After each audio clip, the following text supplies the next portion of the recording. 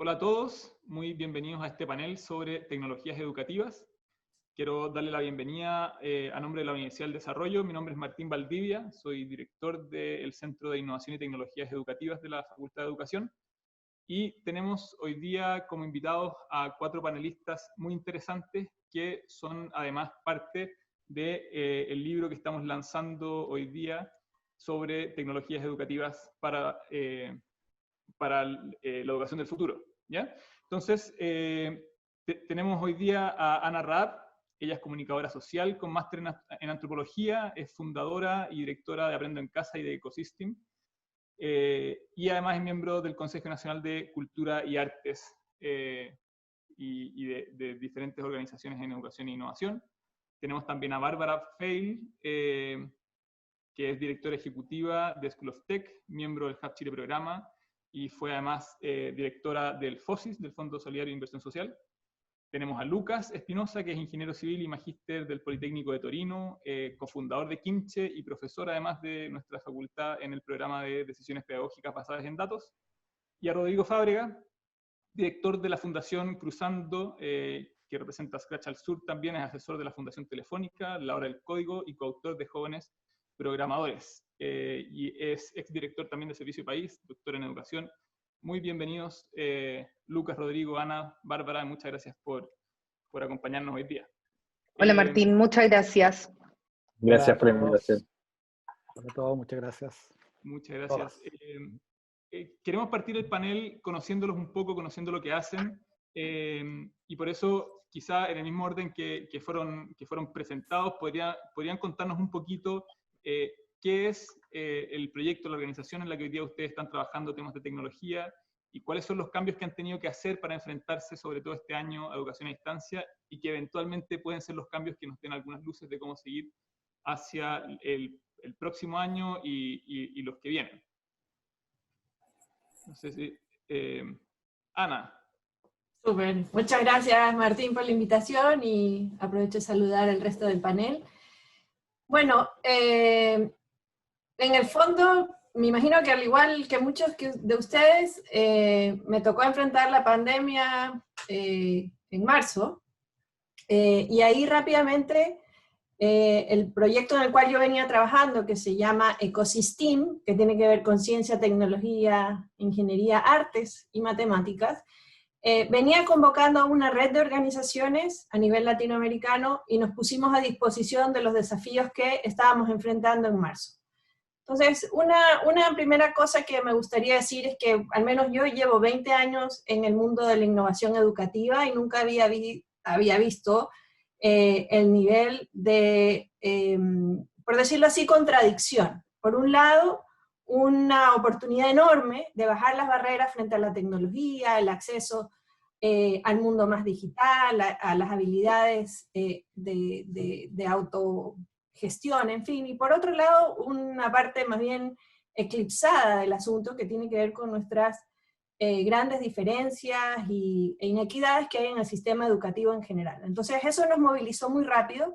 Aprendo en Casa nace como parte de una respuesta a este momento, pero con una visión más allá de la pandemia, en donde una primera cosa que dijimos fue, aquí los énfasis han cambiado. O sea, nos estamos dando cuenta que el aprender con tecnología tiene muchísima necesidad o prioridad. No solo aprender de tecnología, sino aprender con tecnología y para desarrollarse en un mundo digital.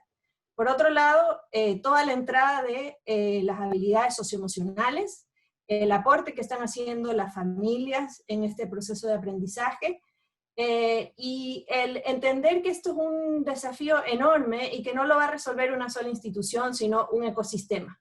Y por eso nace Aprendo en Casa, es un ecosistema de 70 organizaciones en 7 países en la región que tiene estos 4 focos. Aprender y enseñar con tecnología, pensar la pedagogía en contextos más híbridos, entendiendo el grado de vulnerabilidad y el grado de inequidad que tenemos en Latinoamérica, y yo creo que eso es muy importante ponerlo entre paréntesis, o entre comillas, mejor dicho, y subrayado, porque eso es esencial para nosotros, el desarrollo de habilidades para enfrentar esta nueva etapa de la educación, y entender también que la educación pasa por la innovación, la cultura, la creatividad y las habilidades que uno va desarrollando al interior y fuera de la sala de clases. Eso es un poco lo que nos obligó a repensarnos y a estructurar este programa o iniciativa. Buenísimo, muchas gracias, Ana. No sé si, Bárbara, ¿nos puedes contar también un poquito en qué están hoy día? Que probablemente también se conecta con algunas de las cosas que Ana comentó. Sí, absolutamente, comparto todo lo que nos acaba de decir Ana. La verdad que nosotros llevamos 6 años en Chile apoyando a los colegios y a las instituciones de educación a implementar los cambios que requiere, sobre todo en términos de contenidos, en relación a qué es lo que nuestros niños y niñas con qué están siendo preparados para enfrentar un mundo que va a estar tremendamente transformado por la tecnología. Y lo que nos ha pasado este año es que hemos visto, como dice Ana, un alza enorme del interés y la necesidad de, desde los colegios, implementar cambios que permitan usar la tecnología como un potenciador de los aprendizajes. Ha sido una necesidad, no quedaba otra. Sin embargo, lo que hemos visto es que el énfasis en cómo todos los profesores de todas las asignaturas requieren ser entrenados, formados, requieren desarrollar competencias digitales robustas y profundas para poder abordar cierto este desafío, cambia completamente el giro. Nos pasaba que anteriormente se pensaba que quizá tan solo el profesor de tecnología, quizá el de matemática, el profesor de las áreas más científicas, tenía que abordar este desafío, y lo que hemos visto este año es que la necesidad es completamente transversal, que el foco no debe estar puesto en el uso de la tecnología en forma técnica y táctica, sino más bien en la formación de competencias digitales de manera de transformar esa práctica pedagógica, potenciarla y lograr muchos mejores resultados, no solo en el contexto de la crisis, sino también en el mediano y largo plazo. Lo que hemos hecho con mucho éxito es implementar una herramienta que nos permite hacer una medición de las competencias digitales docentes. Hemos diagnosticado casi a 7.000 profesores en Chile durante este año, y lo que hemos podido en el fondo entregar a esos colegios a través de la medición es un diagnóstico bien claro de dónde las brechas más urgentes de acortar, dónde están los dolores más grandes de los colegios, qué profesores en cambio tienen niveles de desarrollo de competencias súper avanzados que les permiten también hacer una transformación de sus pares o sus colegas. Entonces ha habido una necesidad mucho más transversal, un realce de esta necesidad a nivel de equipos directivos, y sin duda esta es una buena noticia, pero en un contexto, como dice Ana, de muchísima desigualdad en las condiciones, en el acceso, en la infraestructura, en la conectividad, lo que hace mucho más grande el desafío, ¿cierto? Cómo entrenar a un profesor que va a tener posibilidades bien limitadas de conectar alumnos. Uno creía al principio que lo más fácil, ¿cierto?, era conectar a todos los estudiantes a través de una cámara y hacer una clase como siempre se había hecho a través del computador, y sin duda esa no era la solución, y por lo tanto el desarrollo de esas competencias y habilidades para que el profesor transforme su práctica pedagógica potenciándola con tecnología, ha sido el gran desafío que nos ha empujado este año a mí y al equipo que lidero a lograr apoyar en este tremendo desafío y aventura que ha sido la transformación de la forma de educar. Buenísimo, muchas gracias, Bárbara. Aquí quizá el orden está bien puesto, porque Lucas desde Quimche también ha estado trabajando en algunos de esos temas, aunque no era el foco original, y de repente nos puede contar un poquito también qué han hecho en esa línea de apoyo a los colegios en temas de tecnología. Buenísimo, buenísimo. Agradecer la invitación, saludar también a todo el panel. Contarles un poco de Quimche. Nosotros lo que hacemos es trabajar con inteligencia artificial en educación, en colegios de básica media, y un poco lo que hacemos básicamente es poder simplificar procesos tanto pedagógicos como administrativos, ¿ya? Por ejemplo, tenemos una plataforma de Big Data que lo que hace es integrar distintas fuentes de información, desde las notas, la asistencia, toda la información de los estudiantes que tienen necesidades educativas especiales, cruzarla con el clima, la asistencia con el mapa, donde viven los estudiantes, bueno, un sinfín de información que podemos generar distintas alertas tempranas y facilitar la toma de decisiones de los equipos directivos de los colegios. Entonces se podrán imaginar que llega el coronavirus y ya no hay asistencia, no hay notas, no hay nada. Los colegios cierran, tampoco sabían qué hacer, Y rápidamente tuvimos que adaptarnos a este nuevo escenario, este nuevo contexto. Veíamos que esto iba a durar un año entero, no dos, pero lo más probable es que sean 2 años así. Y lo que hicimos fue integrarnos rápidamente con Google para poder implementar Google Classroom en los colegios de manera eficiente y rápida, dado que teníamos toda la información de los niños, los profesores, las asignaturas, y en 1 o 2 días implementamos para que puedan ya partir con todos los cursos, todas las asignaturas, todo mucho más rápido. Y eso fue bastante útil para los colegios. Pero después está el problema de que no sabían quién estaba accediendo, porque la verdad es que el análisis que puede otorgar Google es bastante simple y básico. Entonces lo que hicimos fue adaptarnos también al contexto que ya teníamos desde Kimche y hacer todo un monitoreo de qué niños se conectan a las videollamadas, qué niños están trabajando en Classroom, entregando tareas en los sincrónicos. Entonces podemos empezar a generar indicadores de asistencia sincrónica y asincrónica. Por un lado, para ver temas de conectividad, que como bien está diciendo, hay una brecha gigantesca.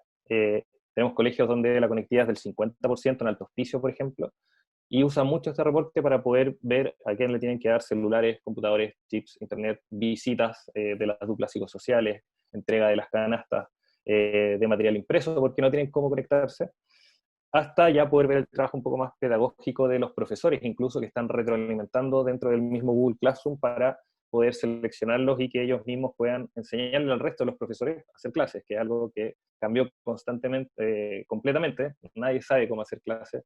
De hecho, los profes no sabían ni prender un data en el 2019, y hoy día ya estamos viendo profesores que están haciendo recorridos virtuales en Google Maps, un sinfín de cosas que uno pensaba que era imposible, pero que hoy día efectivamente estamos viendo que puede ocurrir, y esos mismos profesores, la mejor manera de implementar una tecnología en un colegio es a través de la cotutoría de pares. Entonces poder identificar estos líderes como innatos tecnológicos que puedan ayudar también al resto.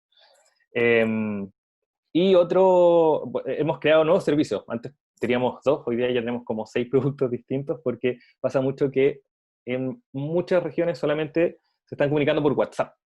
¿Por qué? Porque WhatsApp es una red social que está liberada y genera mucho más fácil la conectividad, el envío de documentos, y si bien eso facilita mucho el vínculo que se tiene con los estudiantes, empiezan a llamar a los profes y les dicen: profe, a las 10 de la noche, ¿cómo era esta tarea? O el domingo, va a haber clases el lunes, y se empieza a perder mucho la privacidad, y tampoco hay una evidencia del registro que se comunica. Entonces hicimos una integración con WhatsApp para poder crear un canal de comunicación institucional a través de un número único que pueda facilitar también el flujo de comunicación con los apoderados, los estudiantes. Y también el libro digital, que ya debería haber cambiado hace harto tiempo, pero hoy día ya por fin vamos a poder hacer ese cambio, porque es un foco de contaminación, ya que van a estar todos los profes tomando el libro de clase ahí, y que ojalá ya todos se traspasen al libro digital para que puedan facilitar también hartos procesos del colegio. Así que en eso hemos estado, y comparto mucho también lo que comenta Ana y Bárbara en este contexto. Excelente. Gracias, Lucas. Y Rodrigo, tú probablemente, al igual que Bárbara, estaban ya llevan harto tiempo trabajando en temas de tecnología, incluso antes de la pandemia, pero ¿cuáles han sido como los cambios a los que se han tenido que enfrentar? ¿Qué cosas permanecen? ¿Qué cosas evolucionan? Bien. Oye, bueno, gracias Martín, saludos a Ana, Bárbara, Lucas, y muchas gracias a la Universidad del Desarrollo por esta invitación junto a Telefónica. Es una buena cosa partir el año conversando sobre estos temas. Y bueno, hablar de último, ya todo lo que han dicho antes, estoy de acuerdo con todo lo que han dicho. Hemos tenido que transformarnos, hemos tenido que pensar, y efectivamente, mira, nosotros partimos con la Fundación Cruzando el año 2010, y a partir de otra empresa de tecnología dijimos: ¿qué podemos hacer para ayudar en educación? ¿Ya? Y encontramos 2 cosas que en el Ministerio de Educación no se hacían, que era bueno hacerla para Chile, pensando en el futuro, ¿ya? Entonces escogimos aprender de China, ¿ya? Tú puedes terminar el colegio, la enseñanza media en Chile, y no saber nada de China, lo que hoy día no es una buena idea, ¿no? Y aprender a programar, ¿ya?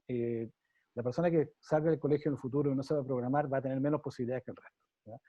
Entonces empezamos a trabajar en esas áreas, y en realidad con la idea de la creatividad, ¿no? Que la creatividad sea el motor, digamos. Uno mira todos los informes del futuro sobre cuáles son las características que tiene que tener una persona que va a trabajar en el futuro.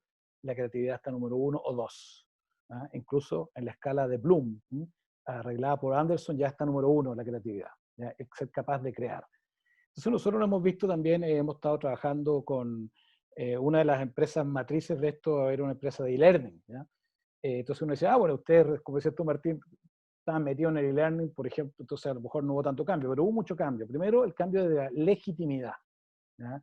La educación a distancia, la educación online, se ha transformado en un proceso hoy día mucho más legítimo que antes, ¿ya? Y eso es sumamente importante, porque eso también debería traer aparejado que lo que nosotros estamos haciendo en la escuela es que también se avance hacia la didáctica de la pregunta, ¿no? Y no solamente la didáctica de la respuesta, en la cual los docentes no están para responder, sino están para hacer que la gente pregunte, ¿ya? Entonces, ante una pregunta, entonces hemos estado trabajando en eso, que tiene mucho que ver con lo que decía también Bárbara, en cómo se acortan esas brechas, ¿no es cierto? Que la brecha tecnológica y la brecha didáctica tienen que juntarse, ¿no es cierto?, para poder hacer una clase más significativa. Y nosotros estamos nos hemos dado cuenta también que tal vez no habíamos sopesado, ¿no? Lo acaba de también explicar Lucas y lo dijo Ana recién, esta idea de la inequidad existente, ¿no? En la cual a veces pensamos que había banda ancha donde no había fibra óptica donde no había, donde se han estresado los sistemas, ¿no es cierto? Donde algo funcionaba cuando había un par de personas conectadas, pero ya cuando se conectan todos ya no funciona. Eso lo hemos vivido en las propias casas nuestras, ¿no es cierto? Entonces, hemos tenido que ir trabajando con los docentes, y una cuestión que me parece notable es la respuesta que han tenido los docentes, ¿no? Nosotros más que actuado, hemos contribuido con un montón de organizaciones colaborativamente, y la respuesta de los docentes, de cómo han hecho, por ejemplo, en La Pintana, los colegios maristas armaron una radio, ¿no? Y hoy día hacen clase por radio, volviendo a la tecnología que hace pocos años atrás se decía, se apaga la radio, se apaga la señal analógica, se acabó eso. Hoy día, como también surge, ¿no? O como decía recién Lucas, la idea de los WhatsApp, algo que era un simple mensaje, hoy día se transforma en un mecanismo que puede ser institucionalizado. Entonces nosotros en realidad creemos que esto es ha sido un año muy, muy, muy intenso. Hemos hecho trabajos por ejemplo, con inteligencia artificial, para enseñarle a los docentes a que le enseñen a sus estudiantes a resolver problemas con inteligencia artificial. Y siempre decimos que la clase es 1 hora, ¿eh? Y van 2 horas y nadie se quiere desconectar. Entonces, yo creo que lo potente, la buena noticia este año que nos ha tocado a nosotros trabajar es el entusiasmo, las ganas de los docentes, la concepción de que se dan cuenta que tienen que estudiar cosas que no aprendieron cuando estudiaron en la universidad, y que por lo tanto es el momento de estudiarla. Entonces hay un sentido de vocación allí, y como decías tú, Martín, en la innovación es importante saber qué es lo que se agrega, pero también es importante saber qué es lo que se mantiene. Eso lo enseñaba el doctor Maturana. Y lo que se mantiene realmente, yo en eso soy muy optimista, es en los docentes cómo se han, para decirlo lo más coloquial posible, digamos, en un día de enero, se han puesto las pilas, pero totalmente, digamos. Yo creo que es una gran noticia para Chile. Muchísimas gracias, Rodrigo. Muy interesante. Y ahí me quiero colgar un poquito de lo que tú comentabas sobre el trabajo en redes y en colaboración, para preguntarle también la experiencia que han tenido desde, o sea, que ha tenido Ana María en particular desde Aprendo en Casa en el trabajo con distintas organizaciones. Aprendo en Casa hoy día llega a muchos países, son, si no me equivoco, más de 70 organizaciones que están aportando en esta plataforma. Entonces, ¿cómo se coordina todo esto y para que en el fondo haya un valor real y que no sea, no sea en el fondo que cada organización pone lo que quiere? ¿Cómo se hace la propuesta pedagógica? Hace poco hicieron, de hecho, una priorización de sus contenidos. ¿Cómo funciona esto y cómo se aprovecha el trabajo en red de mejor manera? Súper, muchas gracias. Igual me gustaría comentar un par de temas sobre lo que varios hablaron, y a mí me hace harto sentido que uno de los cambios importantes, quizás no con tanto énfasis, pero vamos encaminados para allá, algo que decía Bárbara, la necesidad de diagnosticar. O sea, saber dónde estamos. Yo creo que esta pandemia nos ayudó, o de alguna manera nos obligó a hacernos la pregunta, o sea, ¿dónde estamos con respecto a las competencias de nuestros profesores y profesoras, no solo los de tecnología y matemáticas, como decía Bárbara, en estas habilidades digitales?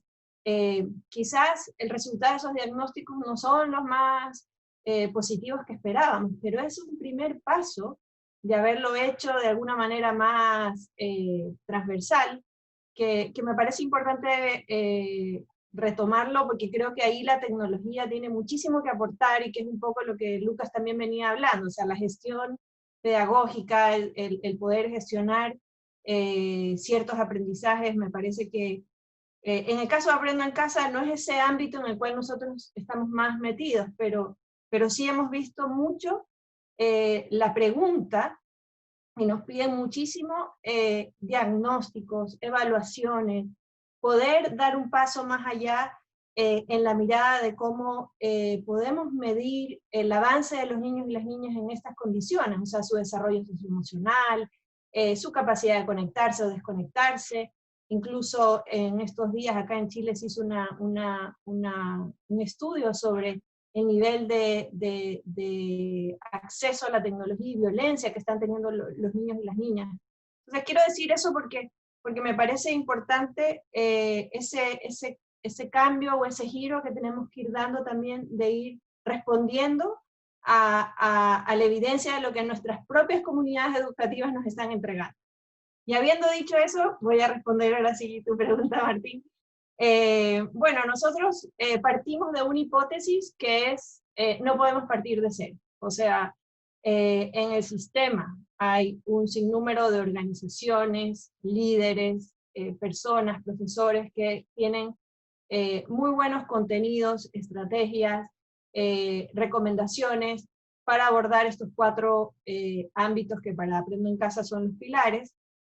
Sin embargo, antes de la pandemia probablemente cada uno tenía que hacer su esfuerzo bien solitario o muy localizado de poder llegar a un mayor número de profesores y de personas con sus propios contenidos. Entonces, lo primero que dijimos fue no partir de cero. Lo segundo que nosotros hemos aprendido en este camino de redes es que nadie sobra.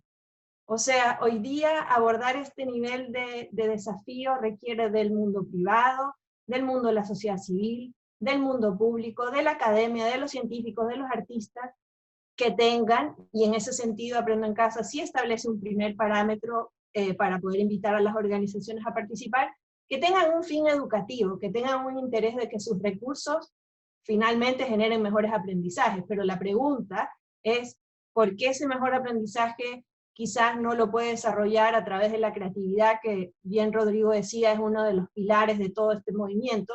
La creatividad hoy día, los artistas, gente que está metida en el teatro, por ejemplo, o en los deportes, puede aportar con contenido y estrategia. Entonces, dijimos, hagamos un primer recorrido, pero para eso tenemos que hacerlo rápido, fácil, y ahí entró el tema más bien digital, tecnológico. Entonces nosotros decimos que estamos en una especie de colaboración radical, porque acá los egos bajaron, el liderazgo de una organización versus otra no compiten, más bien estamos todos como en lo mismo, y lo que tiene mucho sentido es poderle ofrecer a nuestros usuarios, que principalmente son profesores y apoderados de varios países de Latinoamérica, una manera fácil, eficiente, que no duplique la pega de poder llegar a estos contenidos. Obviamente cada uno de los países de la región, los gobiernos de la región han instalado sus propias plataformas, sus propios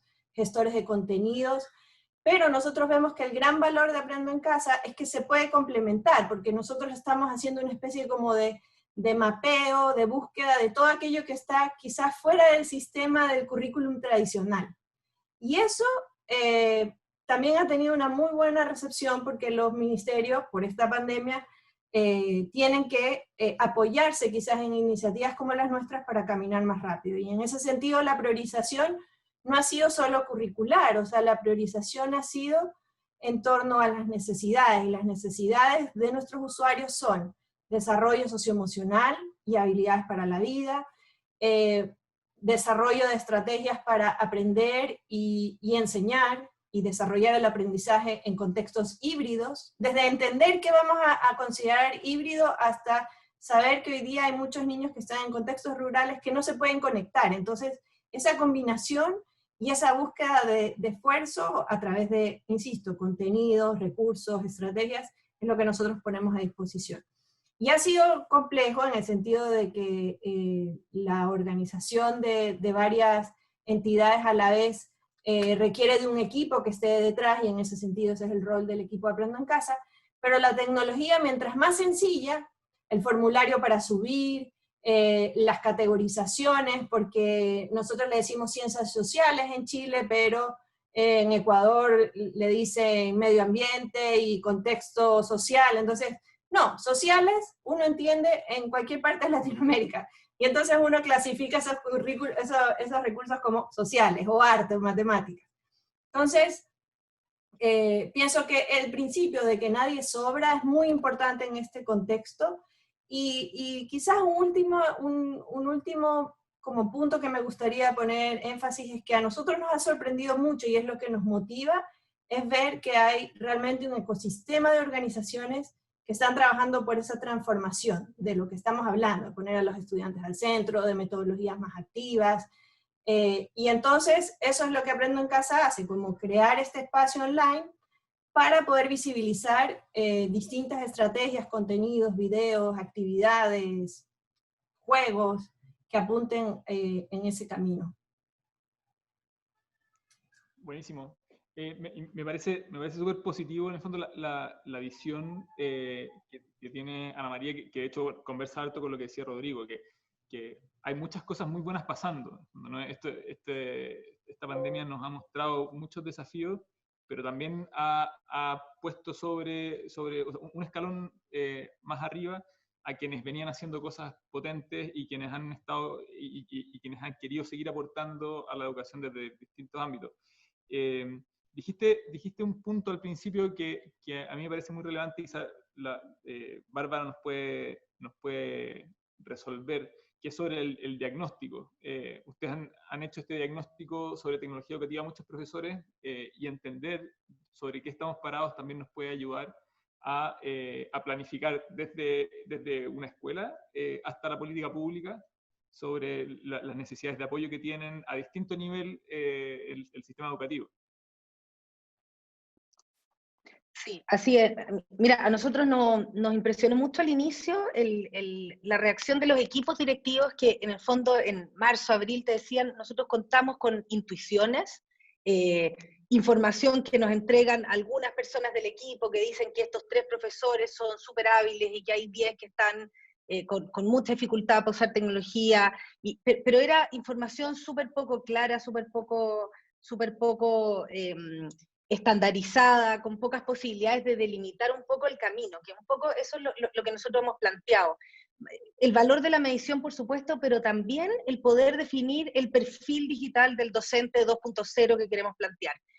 Hicimos un diseño o una descripción de ese perfil, súper humildemente, y uno podría, y cuando lo hemos pareado con cosas que se están haciendo a nivel de la UNESCO o de un montón de otras instituciones, termina siendo muy coincidente, pero al menos hay un perfil y definimos a dónde queremos llegar, definimos los caminos, y la medición nos permite establecer las rutas de avance, y no las rutas, no solo las rutas finales. Nosotros tenemos mucha la percepción de que muchas veces este camino se ve demasiado grande, demasiado difícil de abordar, incluso para el profesor es como, mira, yo transformarme en un profesor con competencias digitales no tengo ni una posibilidad de un día para otro. Entonces, un poco lo que hemos ido marcando es definir metas intermedias, metas finales, al menos un lugar hacia donde queremos llegar, que lo podemos ir transformando durante el camino, lo podemos ir mejorando, lo podemos ir construyendo juntos con las instituciones de educación, pero hay una definición de lo que queremos ser, de cómo transformamos la escuela desde la lógica del perfil del docente, no del perfil del docente, de las competencias digitales del docente, y cómo complementamos todos los talentos, habilidades, experiencias, y etcétera, que ellos tengan con eso que tanto falta. Entonces, creo que uno puede hacer transformaciones profundas. De repente colegios te dicen, no, mira, nosotros, el otro día hablaba con un equipo directivo que me decía, para el próximo año estamos introduciendo 3 o 4 herramientas, aplicaciones, metodologías para matemática, para lectura, escritura,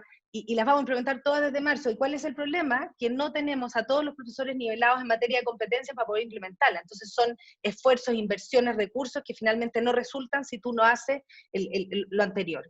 Entonces, en el fondo, el valor de la medición, porque entrega información súper útil, que no siempre es 100% cierta, ¿cierto? Este es un test que funciona desde la autopercepción del docente, no es una prueba, y por lo tanto, el profesor declara dónde cree que tiene más habilidades o menos formadas, pero fíjate que coincide muchísimo con la realidad que conoce ese equipo directivo, y en el fondo son capaces de ir encontrando fortalezas en lugares donde no lo sabían. Nos ha pasado, por ejemplo, que muchas veces pasa que en las asignaturas no troncales, donde hubo menos carga este año, ¿cierto? Los profesores de educación física, de arte, etcétera, etcétera, nos ha tocado ya como a nivel agregado que muestran un desarrollo de competencias digitales bastante desarrollado, y hay colegios que los han puesto al servicio o en cooperación para apoyar a otros profesores que sí tienen que desarrollar contenido digital, hacer el video, armar la presentación, etcétera, etcétera. Entonces, es útil en el sentido de que medimos, pero también es útil porque definimos a dónde queremos llegar en conjunto y definimos cuáles son las rutas que tenemos que transitar. Muchas gracias. Rodrigo, ahora me gustaría que nos contara un poco, porque muchas veces, y esto probablemente Bárbara también lo ha visto, se entiende la tecnología como una herramienta para formar principalmente, no sé, contenido, ¿cierto? O sea, la tecnología, ¿cómo sirve la tecnología para que los estudiantes entiendan el sistema digestivo, el teorema de Pitágoras, las emociones? Pero la tecnología además tiene otro valor que es más intrínseco y que tiene que ver con el pensamiento computacional y el desarrollo de esas habilidades digitales, y que es un tema que tú has desarrollado de Fundación Telefónica, y de hecho el capítulo del libro que te tocó escribir. Entonces, si nos pudieras explicar cuál es el valor del pensamiento computacional y cómo conversa con las asignaturas en general, y no solamente con una disciplina en particular, no solamente con la ciencia y la tecnología. Fantástico. Sí, oye, efectivamente, como decía recién Bárbara, la esencia del pensamiento estratégico para hacer una intervención a nivel nacional requiere saber dónde estoy, después a dónde voy y después buscar un camino. Y eso es una forma que uno podría decir, eso también es parte de una estrategia. Esa estrategia que a nivel de política pública, a nivel de una intervención que sea cuidadosa de los tiempos, como se decía acá recién, o que sea cuidadosa de los objetivos, que sea amable con los mismos docentes que le van a decir, oye, hay que usar todo esto, pero todavía no estamos nivelados. Hay una parte también que tiene que ver con los alumnos, ¿no? Que es cómo aprendo a pensar, ¿no? Que es pensar acerca del pensar, ¿no? No solamente, porque sabemos que las tecnologías van a quedar obsoletas, ¿no? Muchas tecnologías van a quedar obsoletas, ¿no? Y también van a quedar obsoletos mucho conocimiento, ¿no? Entonces, a veces Plutón es planeta, después dicen que no, que es planetoide, a veces, bueno, hoy día en el currículum tiene que haber más información sobre cómo se propagan los virus. O sea, no podemos esperar que el Ministerio de Educación se demore 20 años en cambiar el currículum para ver cómo se propagan los virus. Eso es evidente que va a haber una acción, estoy seguro que las autoridades van a tomar una acción, van a juntar gente, decir, esto tiene que estar en la escuela desde ya, no para el futuro, ahora. Entonces, bueno, pero la forma de pensar hacia un pensamiento creativo, ¿ya? Hay una idea que es la del pensamiento computacional. Esto lo originó, por lo menos lo que yo he podido estudiar. Obviamente cualquier innovación en educación uno puede ir a buscar en los diálogos de Platón o en la República, y ahí están todas, ¿no? Pero como pensamiento computacional, en realidad lo hizo Seymour Papert, ¿no? Y Seymour Papert decía que en realidad uno tiene que tomar un problema, entender de qué se trata el problema, y dividirlo en problemas más pequeños, y después resolver los problemas más pequeños, y después si esos no son suficientemente pequeños, hacer más pequeños, etc., ¿no? Y eso es un poco lo que se utiliza también cuando programamos, ¿no? Entre paréntesis, quiero decir que yo también soy parte del Hub Chile Programa, ¿eh? Junto con Bárbara, ¿eh? Que no lo dije, parece, en el comienzo. Entonces, estamos en este esfuerzo para que la gente no aprenda a programar, sino programe para aprender. Ya que hay una distinción ahí muy sustancial, ¿no? Que no es que yo voy a aprender una tecnología, ¿ya? Voy a aprender a pensar. Por entonces, cuando yo tengo que enfrentarme a un problema, yo puedo revisarlo y dividirlo. Nosotros hicimos un estudio que se llama ¿Qué hacemos cuando hacemos la hora del código? Que está disponible ahí en la página de la hora del código, que muestra, ¿no?, cómo un alumno o alumna para enfrentar un problema a través de hacer estas plataformas de pensamiento computacional con las que tiene Fundación Telefónica a través de Profuturo, le enseñamos a enfrentar un problema que es exactamente lo que van a recibir ellos en el futuro, que van a enfrentarse problemas que nunca se habían enfrentado antes. Esa es una diferencia fundamental entre la sociedad del conocimiento que estamos viendo ahora y la sociedad industrial. Y es por eso que el pensamiento computacional es fundamental, porque la educación, por primera vez en 200 años, no está acoplada con el sistema del trabajo. Todos nosotros, cuando estudiamos lo que estudiamos, sabíamos que íbamos a tener trabajo. No es tan directo eso hoy día, cuando la educación está hacia un lado y el mundo y la sociedad del conocimiento hacia otro lado. Entonces, por eso allí el pensamiento computacional nos enseña a poder enfrentar cosas que no nos habían enseñado antes. No los podemos recordar porque nunca las hemos visto, no lo podemos buscar porque no existen en ninguna otra parte, por lo tanto tiene que ver mucho con la idea de innovar, de especular, de pensar acerca del pensar. Y eso es lo que hemos estado trabajando, como decías tú, con la Fundación Telefónica, en poder trabajar con los docentes de Chile. Ya hay más de 50.000 docentes allí que han pasado por estos cursos, donde se les ha conversado con ellos, ha reflexionado con ellos a la idea de poder decir cuáles son los patrones que están involucrados, cuáles son la abstracción que yo puedo hacer sobre un problema, ¿ya? Y allí nos conectamos directamente con las ideas de Piaget, ¿no? Que Piaget decía, cuando tú aprendes algo porque lo construyes, no porque alguien te lo dijo, no porque salió de adentro, sino lo construyes, tú generas una estructura. Y esa estructura tiene una función.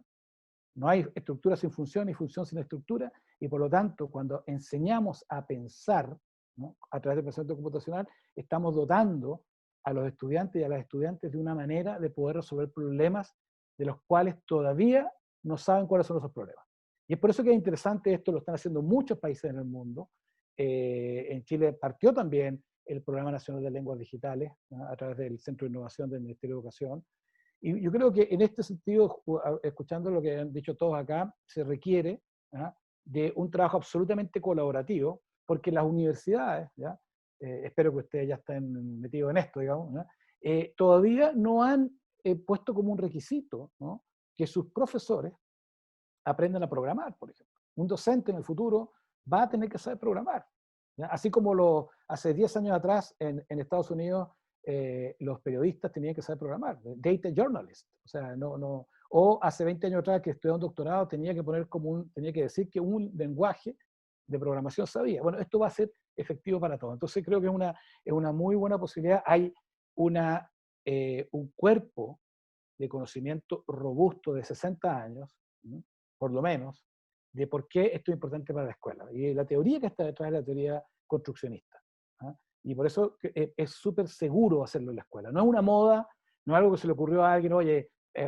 programemos todo porque vamos a ganar más plata, ¿no? Tiene algo que ver con el pensamiento, de cómo me enfrento, cómo reflexiono, cómo puedo pensar. Entonces, por eso yo diría que es algo que poco a poco se va a ir instalando en las escuelas de Chile, y eso va a ser una transformación verdadera, no tecnológica, porque la tecnología se transforma en invisible, la tecnología es una herramienta, pero una transformación verdadera del pensamiento. Excelente. Oye, súper interesante. Quizá ahí hay desafíos que tienen que ver mucho con la formación docente en estos temas, probablemente, y con el seguimiento y con la no estandarización de la enseñanza, o sea, de los procesos de enseñanza-aprendizaje para los estudiantes. Pensando también quizá en algunos casos como China, que ustedes han estado mirando harto, Rodrigo. Hay una fundación inglesa que se llama Nesta, que hace poco, o sea, el año pasado publicó este año, a propósito de la pandemia, publicó cómo había respondido China ante los desafíos de la inclusión en educación, sobre todo cuando gran parte de la educación era a distancia, cómo iban adaptando la evaluación, cómo iban adaptando las tareas que se le entregaban a cada uno de los estudiantes, y principalmente estaba basado en inteligencia artificial. En el fondo, y aquí es increíble ver cómo tecnologías que son relativamente nuevas en educación nos permiten visibilizar y adaptar cosas que de otra forma no hubieran sido posibles. Y aquí le quiero pasar un poco la palabra a Lucas, que viene trabajando, de hecho, hace un buen tiempo en inteligencia artificial, porque en general cuando uno trabaja con datos en educación, y probablemente es algo a lo que ustedes se han enfrentado, hay mucha gente que podría preocuparse de que se pierde el sentido humano, la escala humana, de lo que se hace por trabajar con una base de datos que no tiene cara, ¿no es cierto? Una lista de números, coordenadas, etc. Pero la propuesta de Kimche es justamente al revés. En el fondo, es cómo estas sábanas de datos nos permiten identificar algunas cosas que de otra forma no veríamos. Entonces, no sé si nos puedes explicar un poco cómo funciona eso, cómo la inteligencia artificial nos permite visibilizar otras cosas que incluso pueden hacer que la escala sea aún más humana, y de hecho yo sé que ustedes tienen algunos casos súper interesantes que nos podrían contar.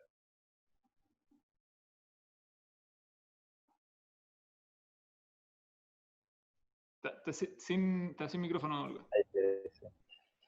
Es un tema súper complejo el de los datos en educación, porque la mitad de las personas les gusta, la otra mitad lo encuentra reduccionista y está súper en contra de los datos.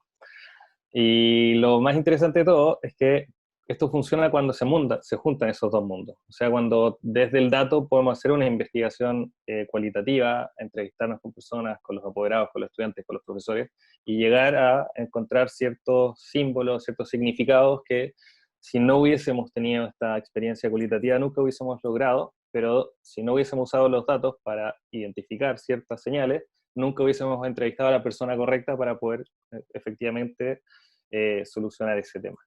Entonces, al igual como nos comenta Rodrigo, la tecnología no es el fin en sí mismo, la inteligencia artificial tampoco, son medios para lograr ciertas cosas.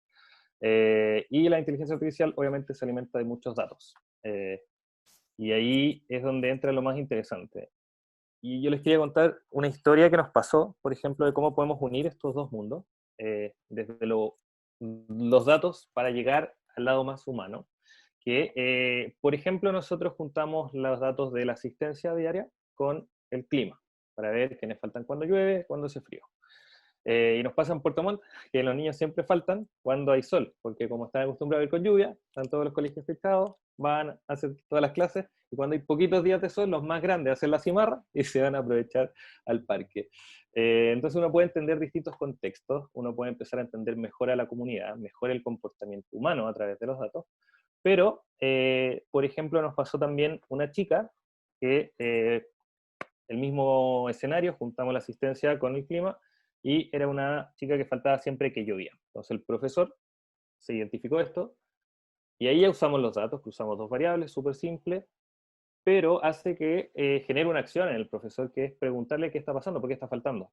Y ahí es donde nos volvemos más humanos, porque la chica le empieza a contar que efectivamente falta porque se había peleado con la mamá.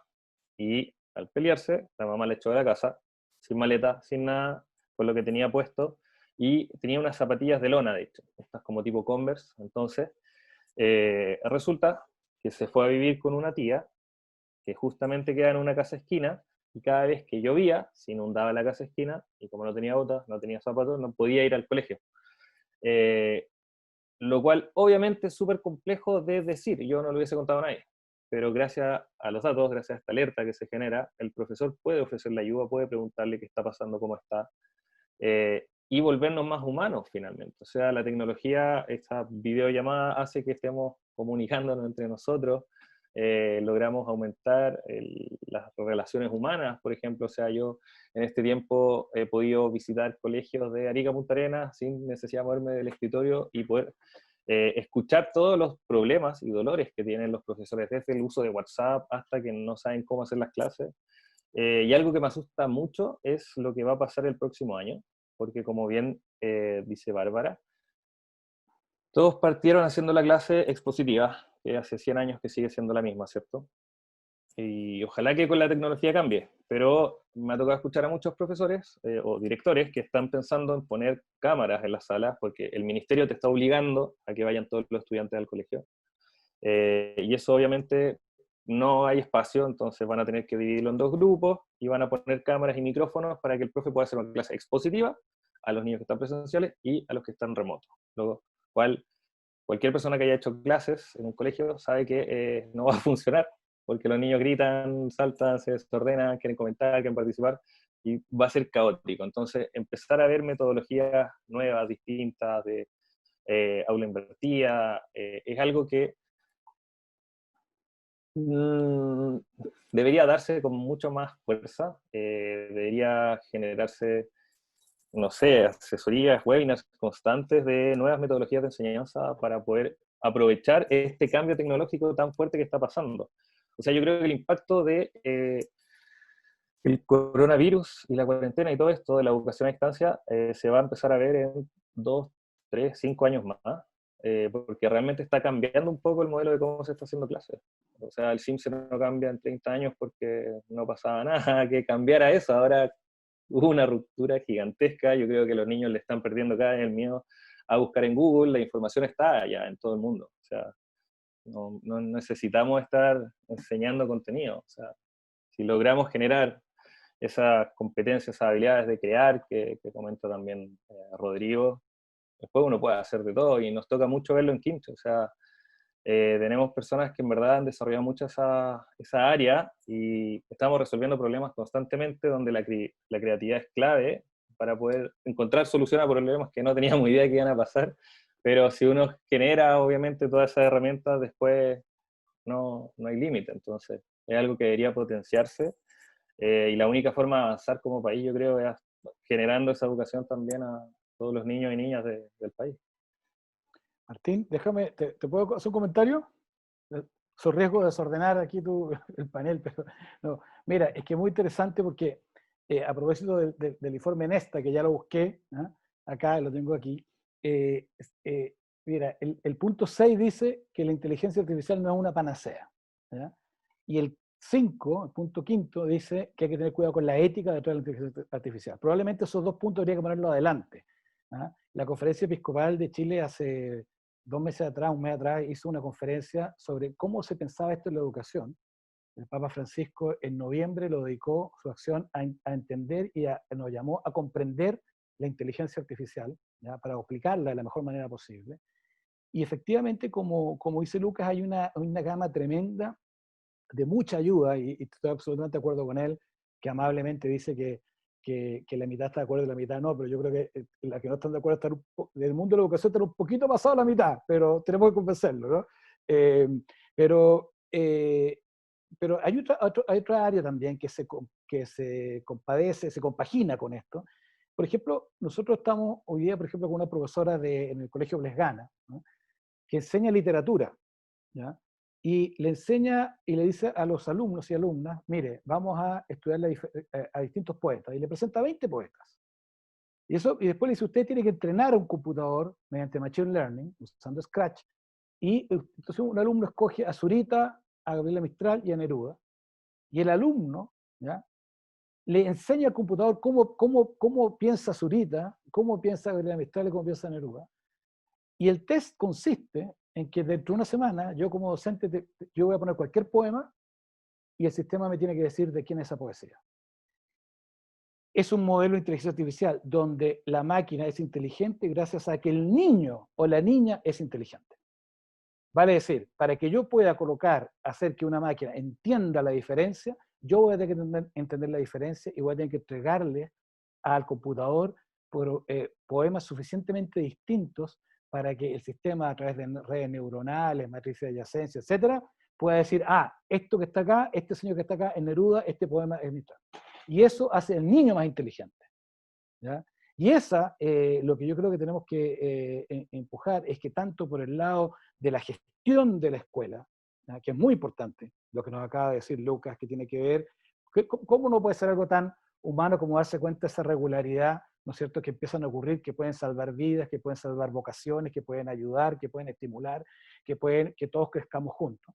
Pero también en la idea del pensar. Entonces, es más difícil la segunda parte porque, como nos ha hablado acá Ana y Bárbara, en el momento que estamos, ¿no es cierto?, como casi de emergencia, cuesta hacer innovaciones de este tipo, digamos, ¿no? Que en el fondo no se sitúan en el pensar, pero creo que es algo que tenemos que insistir, ¿ah?, en que es una oportunidad tremenda, en la cual lo que no podemos hacer es hacer la misma clase que hacíamos antes, en presencial, ahora hacerla por Zoom, ¿ya? O como se decía antes, yo tengo bastante más años que ustedes, digamos, pero antes se decía, se requiere a alguien que sepa usar fax, ¿ya? Y después ya no importaba hacer usar el fax, lo que importaba es lo que escribías en el fax, ¿no? Y así yo creo que es lo que está ocurriendo hoy día. ¿Qué es lo que están pensando los niños? ¿Cuántas preguntas hicieron hoy día? Los niños en kinder levantan la mano, pregunta. En cuarto medio nadie pregunta nada. Eso tenemos que hacernos cargo de esta idea de una pedagogía de la pregunta, usando tecnología como un medio, usando la inteligencia artificial como un potenciador, usando a la gente con colaboración, haciendo mediciones. Yo creo que eso es algo que es una tremenda oportunidad, por eso yo soy muy optimista de lo que estamos conversando hoy día acá.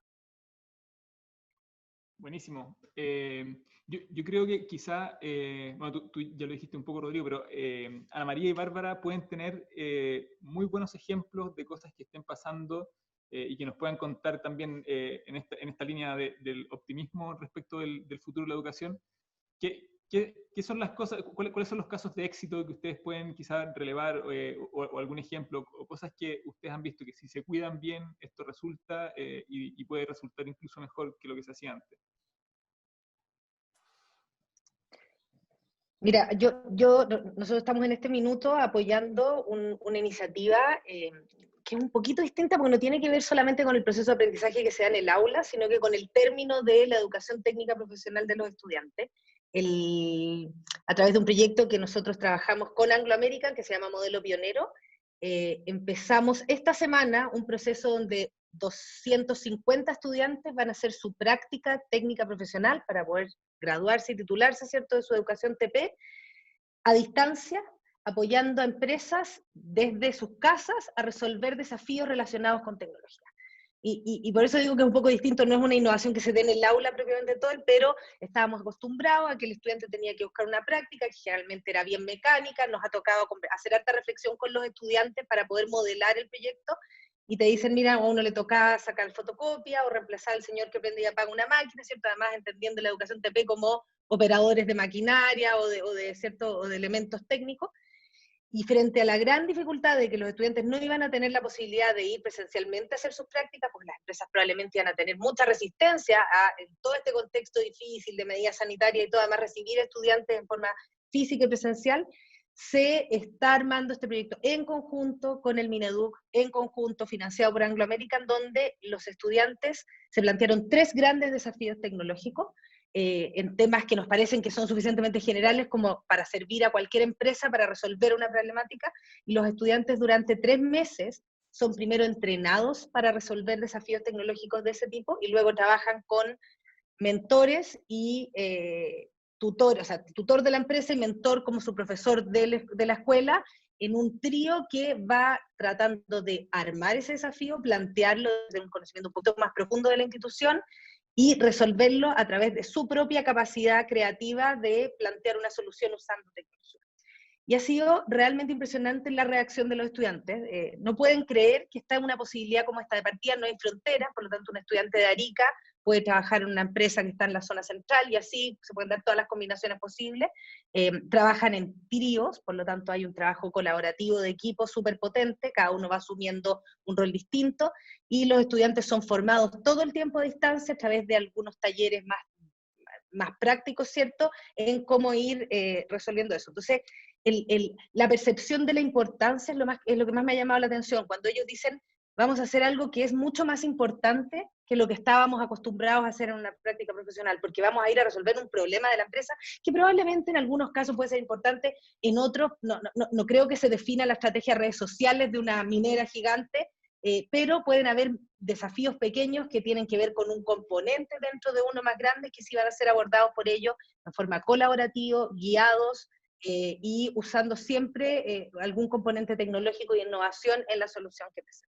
Así que es un proyecto que nos tiene con ojeras, pero muy orgulloso porque va a empezar ahora la próxima semana y va a ocurrir desde aquí a mediados de marzo.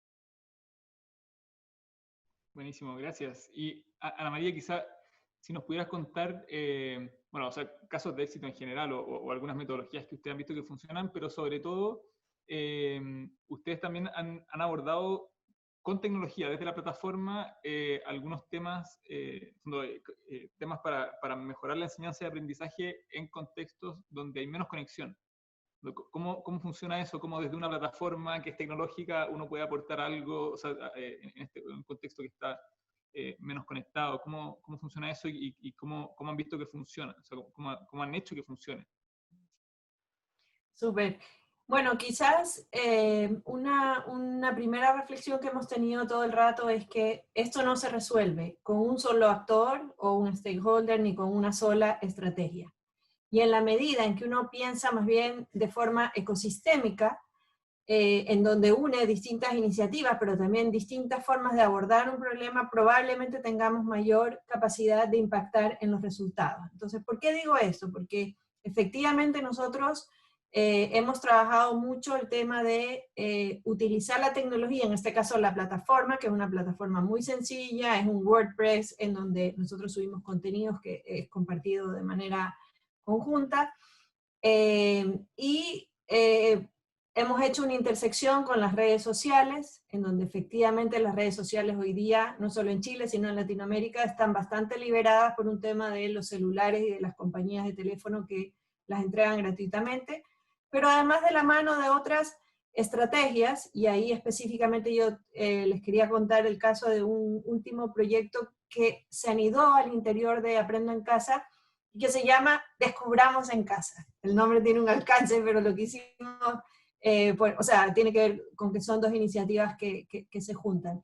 Y Descubramos en Casa partió de la primicia de que la televisión abierta, no la de cable, la televisión abierta hoy día puede ser un canal fundamental para poder complementar estos recursos digitales. Entonces, lo que nosotros hemos hecho es crear una serie con unos personajes en microvideos, que también es una hipótesis pedagógica de, en 1 minuto de televisión o menos, poder motivar un mensaje y un llamado a seguir en la plataforma o eventualmente en las redes, llámese YouTube, Facebook, en fin, el contenido adicional para apoyar el desarrollo socioemocional de los niños. Entonces, lo que nosotros hicimos fue tomar lo mejor de los psicólogos, pedagogos, gente que venía incluso del mundo de la televisión, de expertos en el Festival de Viña del Mar, expertos y expertas en el tema de producción de televisión, e hicimos estos microvideos que están en plataformas digitales, pero que además hoy día van de la mano de la estrategia de convivencia escolar del Ministerio de Educación.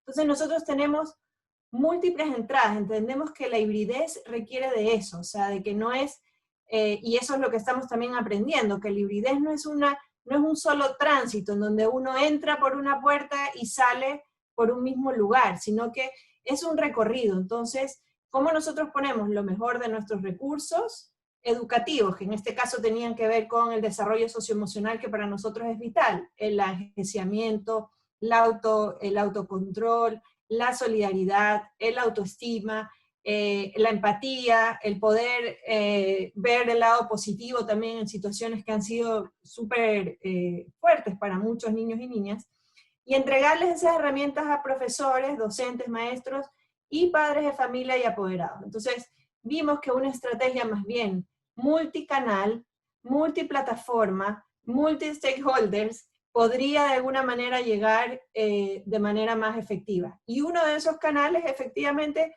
es el Ministerio de Educación, que tiene una red de colegios, que tiene una red de acompañamiento para aquellos lugares menos conectados. De hecho, estamos buscando la fórmula de llegar a 300 escuelas rurales que de ninguna manera podrían verlo si a través de la televisión abierta, y eso también fue muy bonito ver la generosidad de los canales, porque obviamente esta es una iniciativa que trabaja mucho en el marco de la filantropía. Entonces, yo te diría que eso, o sea, este desafío híbrido en términos pedagógicos propiamente tal significa no olvidar poner al centro los niños y las niñas, pero de ninguna manera replicar lo mismo, eso ya sabemos, es obvio que no es hacer lo mismo que hacíamos en la sala de clases, sino buscar esas otras cosas que la tecnología nos ofrece particularmente para poder hacer un aprendizaje más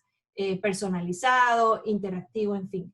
pero también la hibridez tiene que ver con entender que la manera de llegada y que el contexto de aprendizaje no solo se da al interior de una sala de clases, también se da mientras vemos televisión, también se da mientras navegamos Facebook. Ahora, esta estrategia no es aplicable a que si queremos enseñar matemáticas, o sea, estamos desarrollando contenido educativo en ámbitos que sabemos que las multiplataformas y más bien de contenidos como comunicacionales hace sentido, ¿no? Vamos a hacer una exploración con lo que es comprensión lectora y fomento a la lectura, que también es muy interesante mirarlo como estrategias multicanal. Oye, muy interesante y gracias a las dos. O sea, son proyectos bien distintos y que levantan algunas temáticas que eventualmente uno pensaría que podrían quedar en el largo plazo. Nosotros sabemos que probablemente este año va a ser idealmente híbrido, probablemente mucho a distancia, ¿cierto?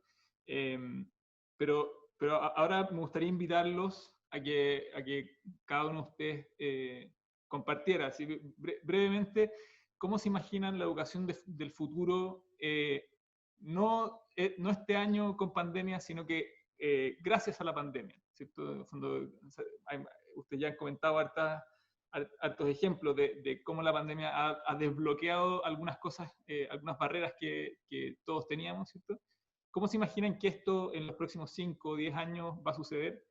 Y la segunda pregunta es, si es que ustedes estuvieran hoy día en una posición de toma de decisiones de alto impacto, apoyando un sostenedor muy grande, un servicio local, ¿cuál sería su apuesta si tuvieran que priorizar no solamente formación de profesores, sino que en general? ¿Cuál es su apuesta o sus 3 apuestas para enfrentar esta educación del futuro de los próximos 5 de años?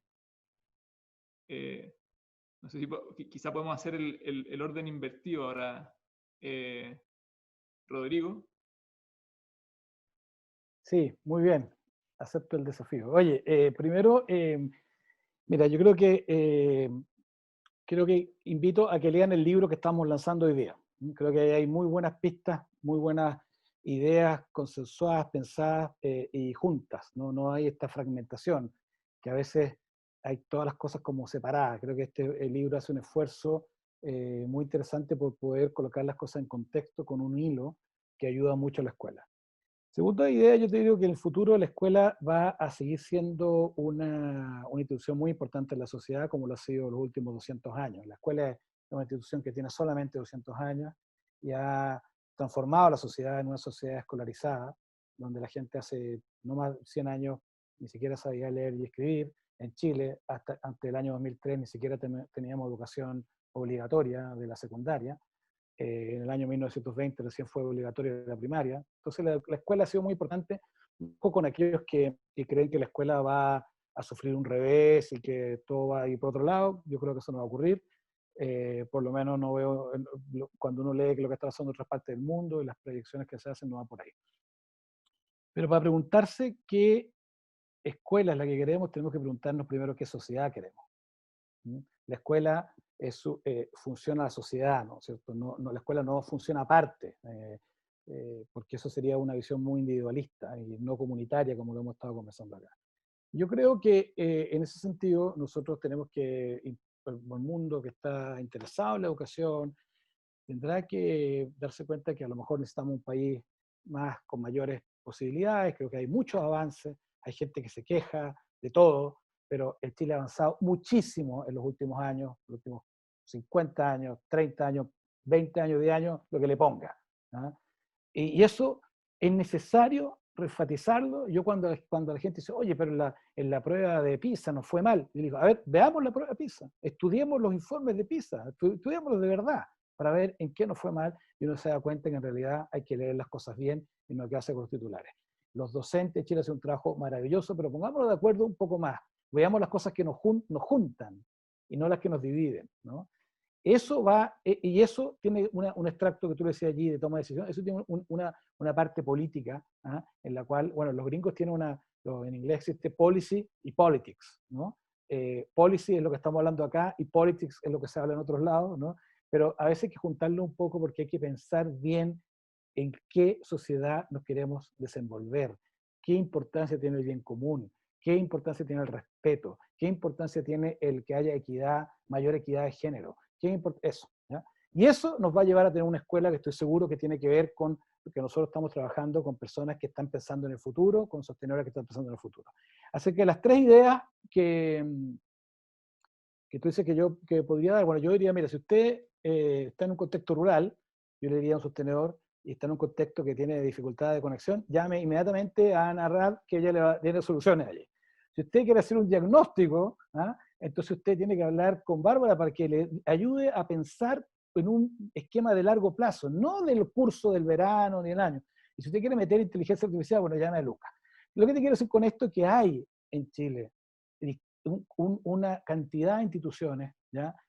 Algunas estamos reunidos en el Hub, otras están en otros lados, que tienen suficiente expertise y suficiente experiencia que han visto que lo que falta es decir, como decía en el campo, que lo que funciona en el macetero, funciona en el potrero, ¿ya? Entonces, hay muchos maceteros funcionando y funcionando muy bien, que hay, o sea, acabamos de estar antes de ayer, Bárbara, en el proyecto, no, la semana pasada, de los creadores, ¿ya? Que hace Codea, con un montón de otra gente. Una maravilla, o sea, una cosa fantástica, ¿no? Niños y niñas pensando, creando cuestiones que ni siquiera tienen las capacidades para hacerlas, pero se les ocurre inventarla. ¿Por qué? Porque está la creatividad antes que los cortapisas. Entonces, yo creo que, uno, hay que incentivar la creatividad. El motor de futuro es cuán creativo sea usted. Nadie le va a preguntar en 10 años más, 20 años más, nadie le va a preguntar en qué universidad estudió, ni qué colegio estudió. ¿Sabe hacer las cuestiones o no sabe? ¿Se le ocurre idea o no se le ocurre? ¿Sabe ir para adelante o no? ¿Tiene buenas conductas de trabajo con los vecinos? ¿Respeta a la gente o no? Esas son las cuestiones. Entonces, es importante ser creativo y esta habilidad blanda. En segundo lugar, yo diría que no caigan en la trampa de la tecnología, sino la tecnología es un uso que tiene que desaparecer, ¿ya? Estamos haciendo ahora, junto a Aliciar y la Fundación Telefónica, un diplomado en robótica, en creatividad y robótica, donde lo menos importante es el robot en el sentido que el robot sirve, pero el robot desaparece para que emerjan la idea de los niños y niñas. Y la tercera idea es, yo diría que no se puede hacer nada, eso se lo robo directamente a Ana, que lo acaba de decir hace un rato, no se puede hacer nada solo, ¿ya? Hay que trabajar comunitariamente. Hay que buscar gente distinta a uno para trabajar, no gente que se parezca a uno, ¿ya? Eso es lo que yo le diría a alguien que pudiera hacer. Excelente, muy, muy potente. Muchas gracias, Lucas.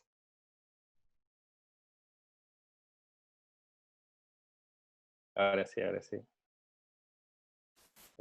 Comparto mucho la visión de Rodrigo, de hecho, sobre todo la parte que Kimche debería estar en todos los colegios.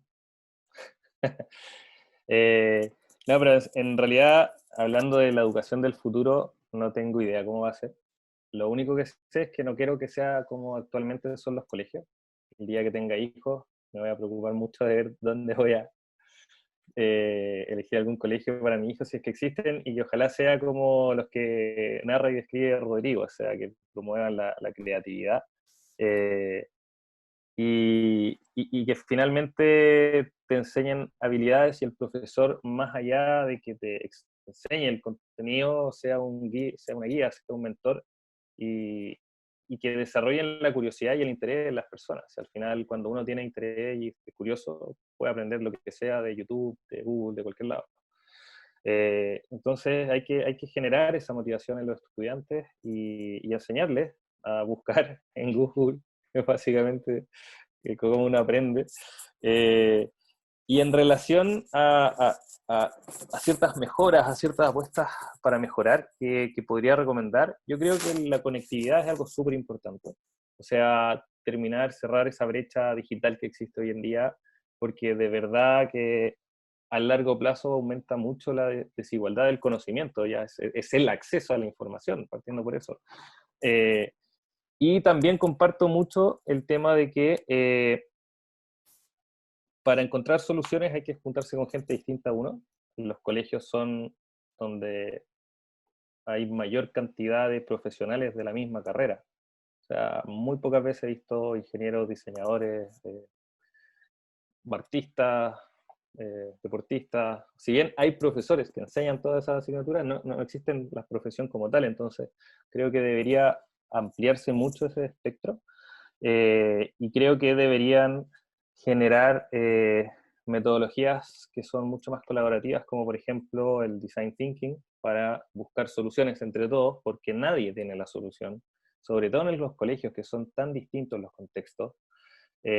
Si uno logra generar ciertas metodologías, ciertas culturas de innovación para poder encontrar problemas puntuales a algo que está sucediendo en el colegio o generales, obviamente de ahí hacia adelante no vamos a generar un sentido común de equipo, de que están todos apostando por lo mismo, desde los profesores, los estudiantes, los apoderados, los equipos directivos, y mientras nos escuchemos entre todos y entre todos aportamos y colaboremos en encontrar soluciones que quizás en Chiloé ya encontraron la forma de cómo resolver las clases mixtas, uno no sé.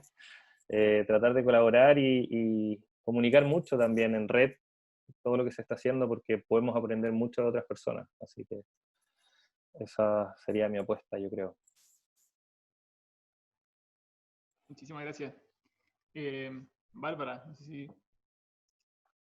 Sí, mira, a mí pasa, yo comparto con Rodrigo de que están pasando cosas buenas, pero yo soy ansiosa y me pasa que siento que los adultos de este mundo tenemos que tomar las decisiones hoy, no en 5 años más, hoy, para que nuestros niños y jóvenes enfrenten el mundo mucho mejor preparados, ¿cierto?, en un montón de cosas.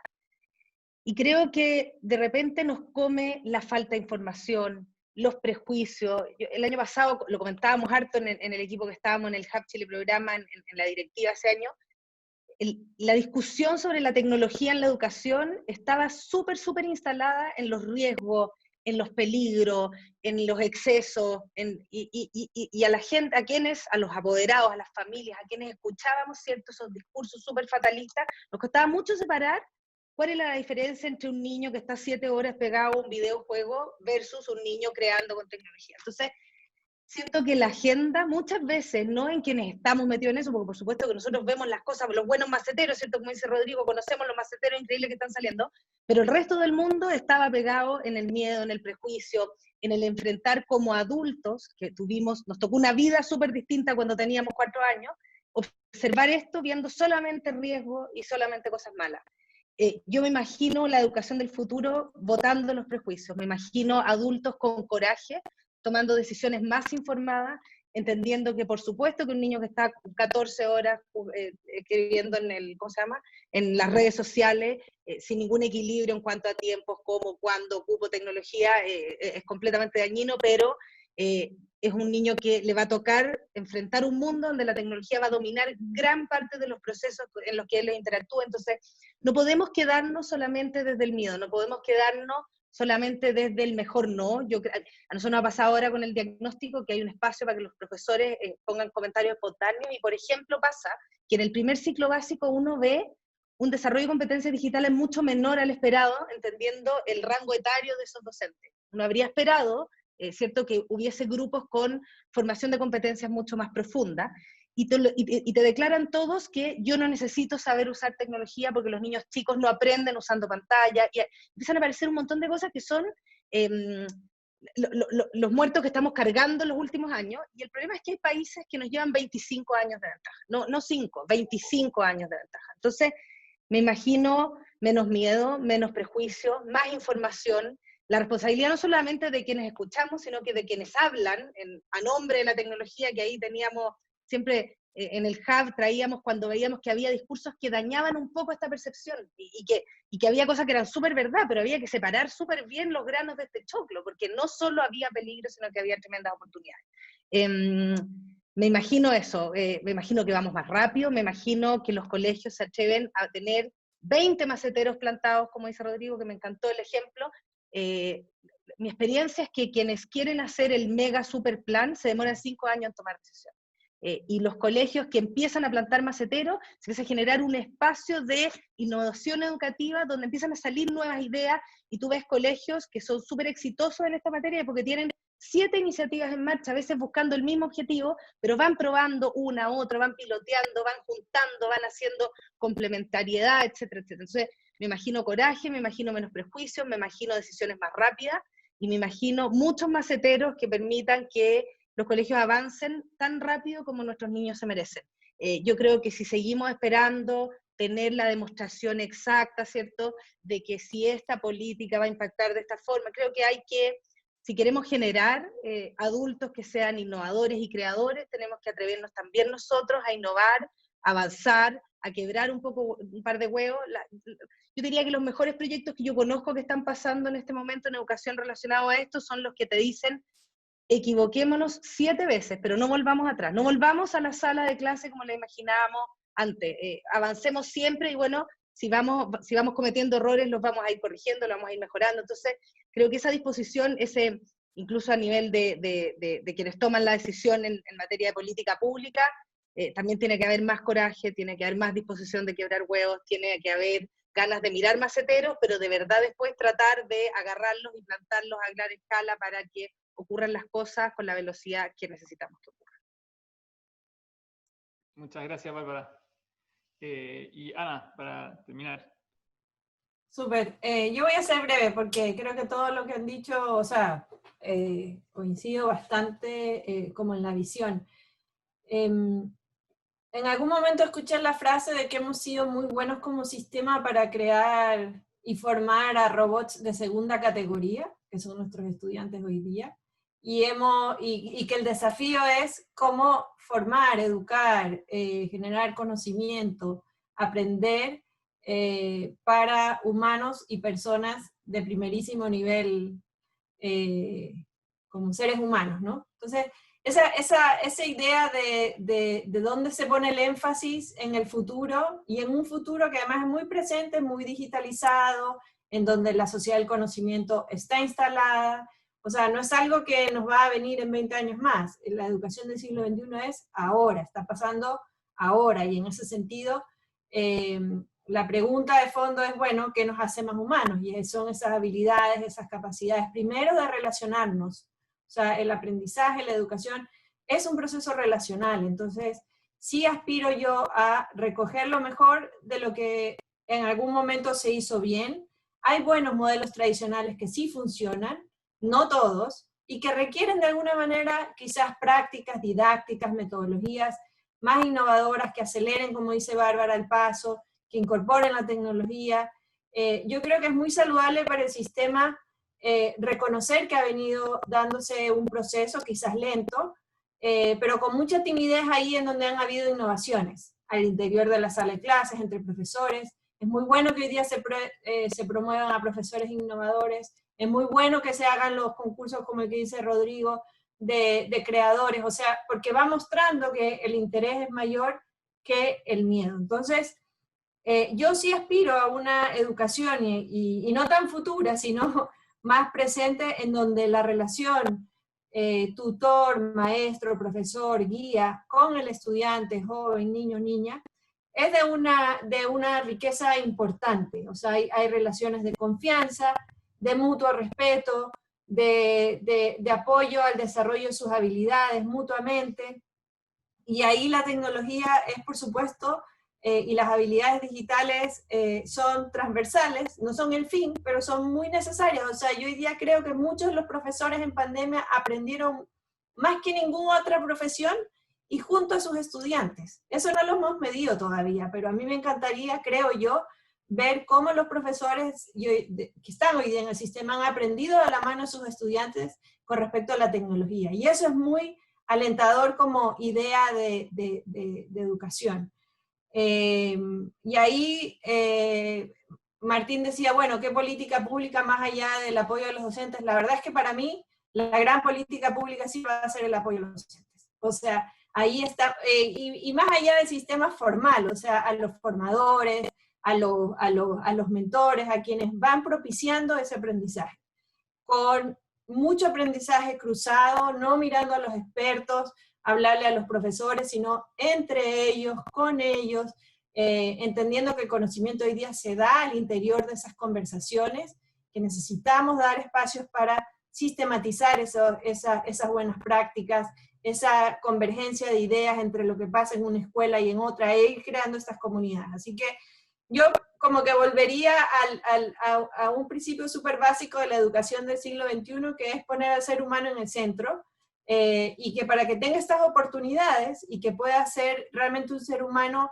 completo e íntegro o íntegra, tiene que tener obviamente también herramientas que van de la mano de la tecnología, pero sobre todo a sus relaciones más profundas y de cómo aprende a aprender y a lo largo de la vida. Muchísimas gracias. Estamos ya cerca de la hora, entonces, como cierre a mí me gustaría mostrar 3 puntos que yo alcancé a notar que son comunes, de hecho, en la reflexión de los 4 panelistas. En primer lugar, que hoy día contamos con tecnología. Esto, lo que decía también Rodrigo y Bárbara, no hay que mirar muy lejos. Hoy día tenemos tecnología de muy alta calidad, cosas desarrolladas nacionalmente o cosas incorporadas desde otros lugares, que funcionan muy bien, y no es algo, o sea, no es algo que hay que desarrollar con muchos recursos ni nada, sino que están muy a la mano, no es difícil alcanzarlo. El segundo punto es que, a pesar de que existe esa tecnología y que existen muchísimas herramientas dando vuelta, el foco no debería estar en la tecnología en sí misma, sino que en el aprendizaje que se genera con ella. La tecnología, como también decían, debería desaparecer. Deberíamos poder usar la tecnología para enseñar algo, y que ese algo quede independiente de la tecnología. Cosa que, si es que cambia la tecnología, cambia el lenguaje de programación, el aprendizaje siga sirviendo para enfrentar los desafíos a los que nuestros estudiantes también se van a enfrentar en el futuro. Y el tercer punto, que quizá nos sirve para cerrar todo esto, es que el trabajo colaborativo en esta tarea y en pensar la educación del futuro es clave, porque hay mucho que aprender, hay mucho que aprender de los pares, hay mucho que aprender de las experiencias de afuera. Hoy día más que nunca es muy fácil conectarse en ese sentido. Lucas comentaba que había tenido reuniones de Arica Punta Arenas, Ana María está trabajando con gente de distintos países, Rodrigo también desde la Fundación Telefónica probablemente tiene conexión con España. O sea, hay millones de interacciones pasando que hace no mucho tiempo eran impensadas, o uno al tiro ponía barreras que eran completamente autoimpuestas, porque estas tecnologías no aparecieron con la pandemia, obviamente. Entonces, a mí me gustaría dejar esos 3 puntos. En fondo, hay tecnología, el foco debería no estar en ella, sino que en la metodología y en el aprendizaje, en el fondo en las personas, y potenciar el trabajo colaborativo. Y estos 3 puntos, y aquí como una invitación final, están de cierta forma expuestos en el libro que estamos lanzando hoy día y en el que nosotros hemos podido participar. Los invito a descargarlo y los invito a revisar, en el fondo, ¿cuáles son las múltiples opciones que hoy día hay en Chile? Esta es una publicación que lo que busca es mostrar las opciones de tecnología que existen, cómo se han usado de forma exitosa, y cuáles son los puntos que deberíamos nosotros cuidar para que esto nos permita también enfrentar la educación del futuro. Así que muchísimas gracias, Ana María, Bárbara, Rodrigo, Lucas. Muy entretenido el panel, les agradezco su participación. Y agradezco también a la Universidad del Desarrollo y a Telefónica por este evento y por la posibilidad de tenernos también aquí. No, gracias a ti, Martín, y a todo el equipo técnico que está detrás y que están haciendo grandes cosas. Así que saludos a todos, gusto verlos. Cuídense. Muchas gracias. Igualmente, muchas gracias. Un gusto.